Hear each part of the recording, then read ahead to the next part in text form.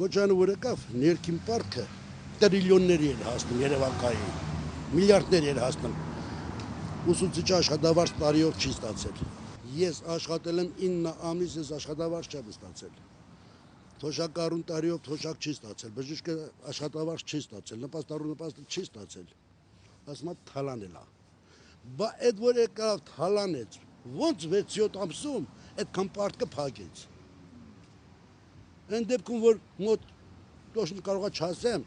5-6 միլիարդի արտաքին պարտ ուներ, 2-3 միլիարդ արտաքին պարտ փակեց։ Այդ ոնց թալանեց որ պարտ փակեց։